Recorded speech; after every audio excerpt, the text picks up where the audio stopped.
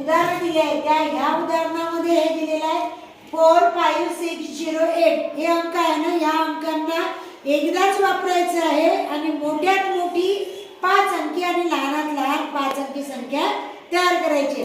आपण मोठ्यात मोठी जेव्हा तयार करतो तेव्हा आपण मोठ्या संख्येपासून सुरुवात करतो आणि लहानात लहान करत असेल तर एकच गोष्ट लक्षात ठेवायची की जर दिलेल्या अंकामध्ये 0 असेल तर 0 ची प्लेस ही सेकंड नंबरला घ्यायची दुसऱ्या क्रमांकाला. तर आपण मोठ्यात मोठी संख्या तयार करतोय 8 6 कारण आपल्याला क्रम असा घ्यायचा आहे 8 6 5 4 0 ही झाली आपली मोठ्यात मोठी संख्या. आणि आता आपल्याला लहानात लहान संख्या तयार करायची असेल तर या दिलेल्या अंकामधून आपल्याला लहान अंक शोधायचा आहे आणि लहान मग 0 पासून जर आपण सुरुवात केली तर लहान अंक 4 अंकी संख्या होईल, 5 अंकी होणार नाही. मग यातला जो लहान अंक आहे तो पहिले घ्यायचा. मग यातला लहान जो अंक आहे तो आहे 4. 0 नेहमी 0 जर या संख्यांमध्ये आला असेल तर त्याला सेकंड नंबरची प्लेस द्यायची म्हणजे ती संख्या लहान मध्ये 0.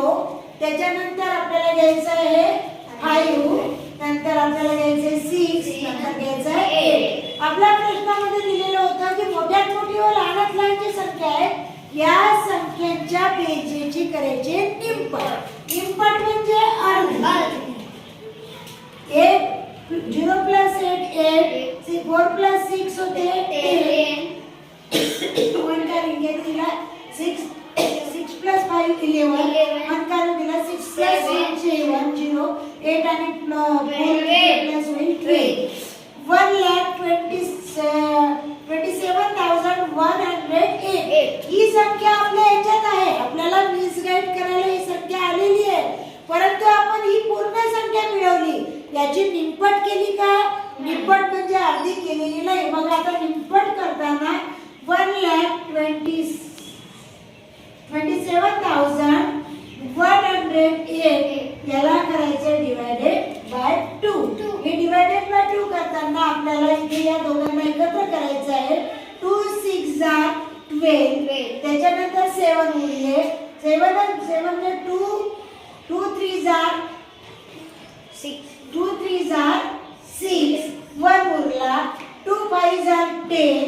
1 उरला पुन्हा. 2 5 10 आणि 1 शेवटी उरला 8.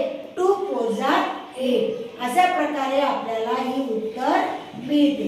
ही संख्या आपल्या ऑप्शन मध्ये कुठे आहे का? 3 नंबर. मग आपले आन्सर काय येईल? 3 नंबर. काय येईल? 3 नंबर. अशा प्रकारचे प्रश्न आपल्याला येतात आणि अगदी सोपे असतात. याच्यामध्ये आपल्याला मिसगाईड करण्यासाठी हे उत्तर दिलेलं होतं. तुम्ही इथे मिसगाईड होऊ शकता. समजलं? येस.